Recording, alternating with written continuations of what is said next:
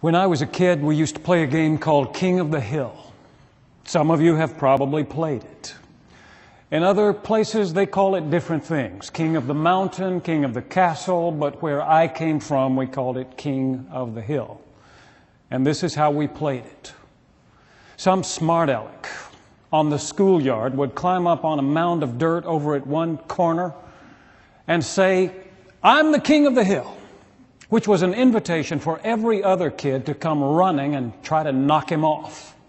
We would come running, whooping, yelling. We would race up the slopes of that little hill, and there would be some fierce pushing and shoving that would go on. Sometimes things got a little out of hand.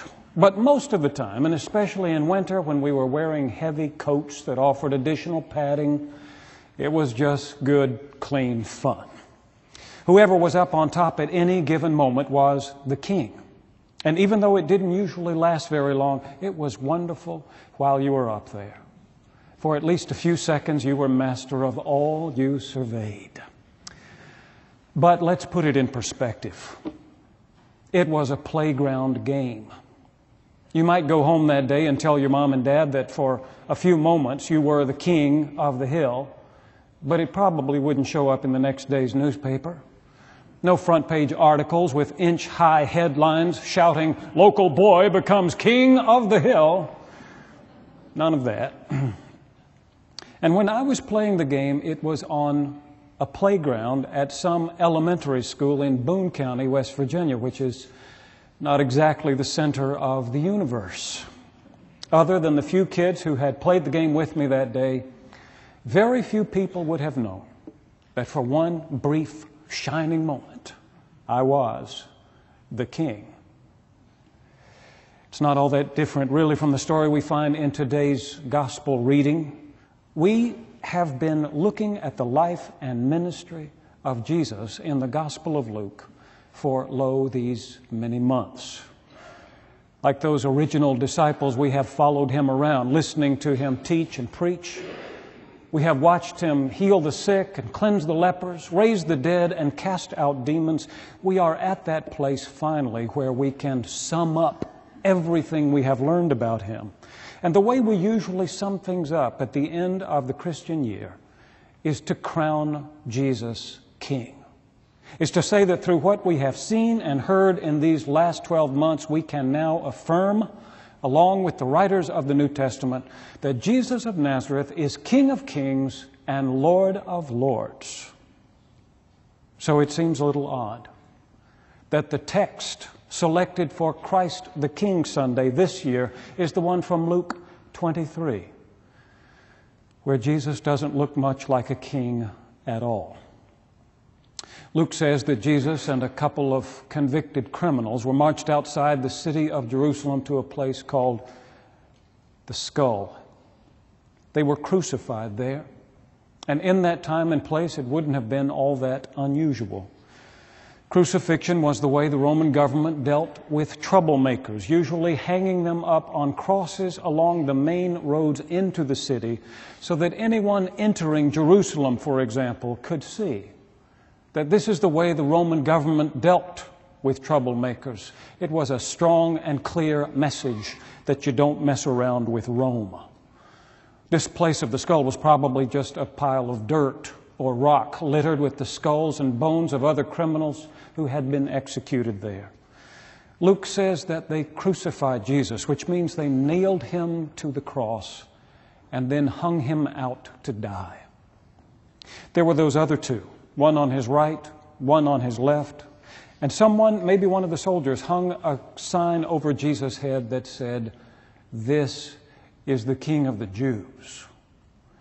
It was the custom in those times to hang over the head of the one who was being crucified the charge for which he had been condemned. Probably on both sides of Jesus there were signs hanging over the heads of those criminals, something that said thief or murderer. I don't know what other crimes may have been susceptible to the charge, to the execution that these endured. But the crime with which Jesus was charged was the crime of insurrection. In the vast Roman Empire ruled by Caesar Tiberius at that time, there could be only one king. When the religious authorities brought Jesus to Pontius Pilate, asking him to deal with this troublemaker, they said that he was going around calling himself a king, and that couldn't be. So the sign over his head read, "This is the King of the Jews." It was there to tell anyone who might be wondering, this is what the Roman Empire does to people who try to make themselves king. There can be no king but Caesar.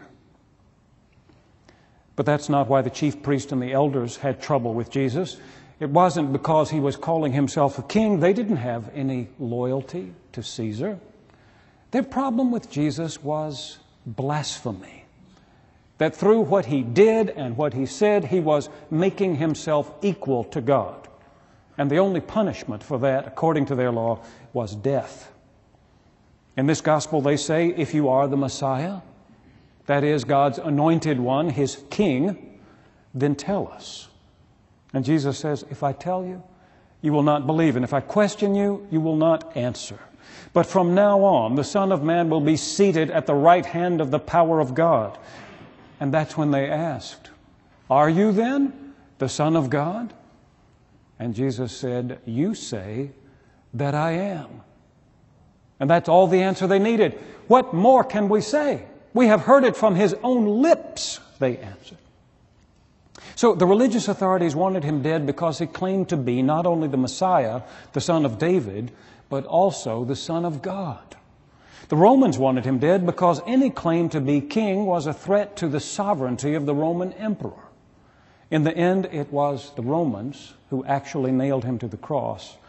But the charge that was hung over his head could be read both ways. This is the King of the Jews, it said, meaning this is what we Jews do with blasphemers who claim to be the Messiah. And this is what we Romans do with insurrectionists who claim to be king. Either way, it seems odd to choose this passage for Christ the King Sunday, when it is so clear that claiming to be king can get you killed. When you put this scene in perspective, it seems almost pitiful, doesn't it? Here are three men dying on a dusty hill in some remote corner of the Roman Empire. And not only are they dying, they are being put to death, executed as criminals. One of them has a sign hanging over his head that reads, "This is the King of the Jews," but it's easy to see that the sign is meant as a joke. Nobody thinks he is a king, not really. The religious authorities taunt him by saying he saved others. Let him save himself if he really is the Messiah, the King of Israel. The soldiers mocked him, saying, if he is a king, let him save himself. And finally, even one of those criminals hanging there beside Jesus was deriding him and saying, are you not the Messiah? Save yourself and us.